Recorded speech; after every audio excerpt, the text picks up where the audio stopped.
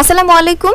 Easy learning for জুনিয়র্সের পক্ষ থেকে সকলকে শুভেচ্ছা ও স্বাগতম। তোমাদের নবম শ্রেণীর ডিজিটাল প্রযুক্তির ষান্মাসিক সামষ্টিক মূল্যায়নের প্রশ্ন কিন্তু ইতিমধ্যেই আমরা পেয়ে গিয়েছি, আর তার উত্তরও আমি একটা তৈরি করেছি। এখানে তোমাদের কাজ একের যে উত্তর রয়েছে সেটা চলো আমরা দেখে নেই। কাজ একে চেয়েছে নিজ এলাকার নাগরিকদের জন্য সাইবার ঝুঁকি চিহ্নিত করার জন্য সম্ভাব্য সাইবার নিরাপত্তা ঝুঁকিগুলোর নাম ও কতজন কোন ঝুঁকির কথা উল্লেখ করেছে তার উপাত্ত অন্য দলের সদস্যদের নিকট হতে সংগ্রহ করো।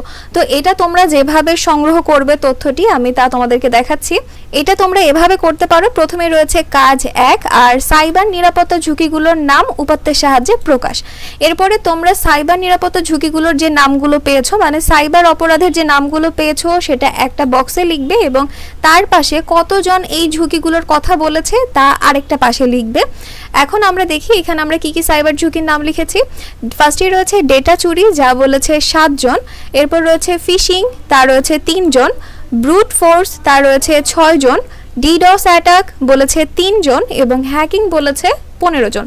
তো তোমাদের এইটা হচ্ছে কাজ একের উত্তর। এরপরে তোমাদের কাজ 2 এর উত্তর আমি খুব শীঘ্রই দেওয়ার চেষ্টা করব, তোমরা আমার সঙ্গেই থাকবে।